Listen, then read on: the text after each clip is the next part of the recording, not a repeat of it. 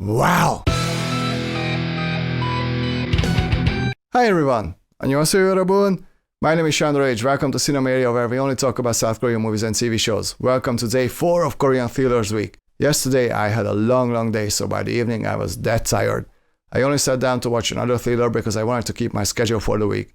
So I sat down to watch Memoir of a Murderer and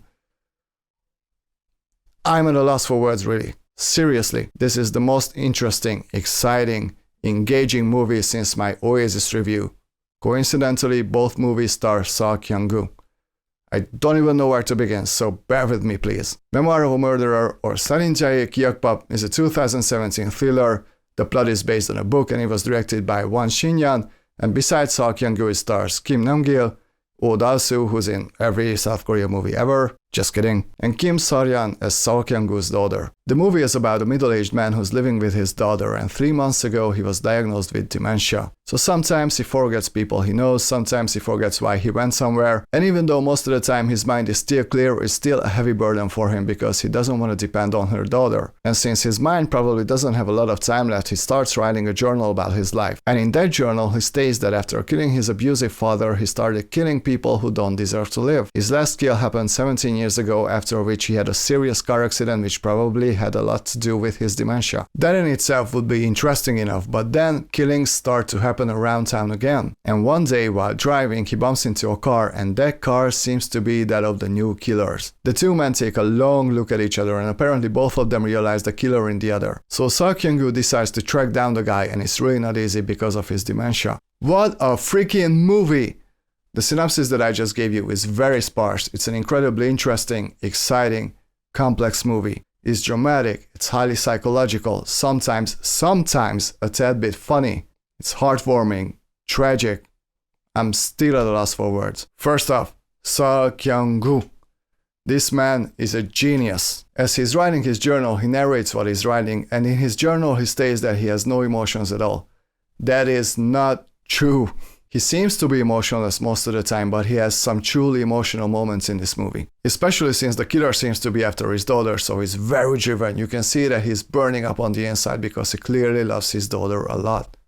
Sol Kyung-gu. Here are the movies I've seen him in. Peppermint Candy, Oasis, Shimido, No Mercy, and this one. All of them are masterpieces. What a freaking actor. Now, here's an interesting conflict. His relationship with his daughter is done so well, they have such great chemistry together. Kim Seol-hyun is awesome as his daughter, by the way, that it's really hard not to side with him in this movie. As I was watching this movie, I was really hoping that his memories are wrong and he's not actually a killer. Because if what he says in his journal is true, then he's basically a murdering psychopath. And I shouldn't be siding with a murdering psychopath. But he's made to be so human, especially considering his mental condition, that it's very hard for us not to side with him. And I've kept reminding myself not to like this guy, because if he is really a killer, then I really shouldn't feel any sympathy towards him. What a great scenario. I really didn't want to like this guy, but I just couldn't help myself. But that's not all. Since the main character has dementia, it is very much possible that everything we see is only in his head. So whenever you think you are certain about something, something happens in the movie that makes you question your certainty. So the movie keeps you on your toes, it keeps you in a sense of uncertainty, and that is awesome. But like I said, this is a very complex movie.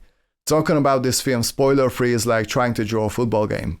Basically impossible. And I heard that there's a director's cut of this movie that adds 10+ minutes to it, and it has a different ending.